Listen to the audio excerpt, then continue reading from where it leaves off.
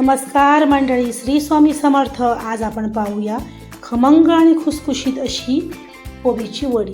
हे पहा, एक छोटा कोबी घेतला आहे, तो स्वच्छ धुवून किसून घेतला आहे. 1 वाटी बेसन, 1 वाटी छोटी तांदळाचं पीठ, 1 चमचा तेल, अर्धा चमचा कोथिंबीरची पावडर, अर्धा चमचा जिऱ्याची पावडर, 1 चमचा मालवणी मसाला, पाव चमचा हिंग, अर्धा चमचा मीठ, अर्धा चमचा हळद, कोथिंबीर छोटी 1 वाटी, आलं लसूण मिरचीचा ओबडधोबड असं वाटून करून घेतलं आहे 2 चमचे. हे पहा, एका भांड्यामध्ये आता आपण कोबी काढून घेऊया. कोबी छानपैकी तो किसून घेतला आहे आणि त्याच्यातलं पाणी मी असं हे करून घेतलं आहे, पिळून घेतलं आहे. कोथिंबीर, आलं लसूण मिरचीचं वाटण, सुके मसाले आणि हे तांदळाचं पीठ आणि बेसन सर्व घालून आता आपण एकजीव करून घेऊया.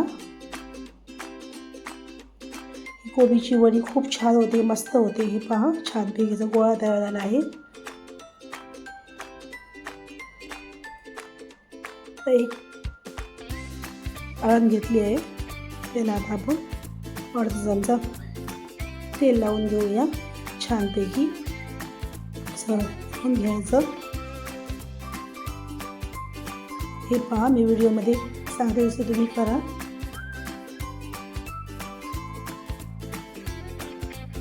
आणि हाताला थोडं तेल लावून घ्यायचं.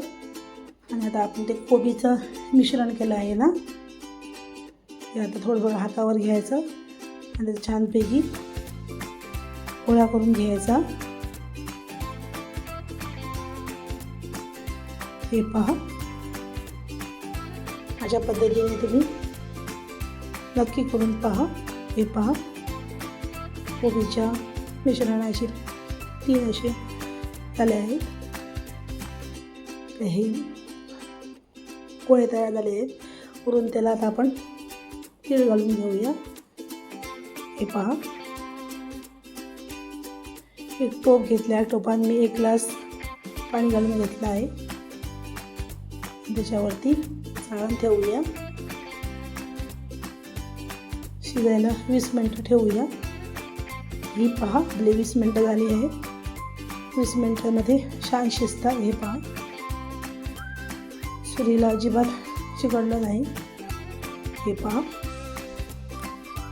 थंड होऊ दे. थंड झाल्यावरच कड करायची कोबीची वडी.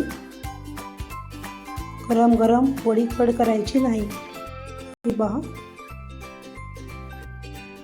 छानपैकी याची वडी पडली आहे. खूप छान होते ही कोबीची वडी आणि खायला पण खूप छान लागते. आता पाऊस पण भरपूर पडतो आहे. कोबीची भाजी मुलं कंटाळा करतात खायला. अशी कोबीची वडी करून द्यायची मुलांना, ते आवडीने खातील. हे पहा, तेल कडकडीत गरम झालं आहे. त्याच्यामध्ये मी सोडली आहे कोबीची वडी. छानपैकी ती खरपूस भाजून घ्यायची.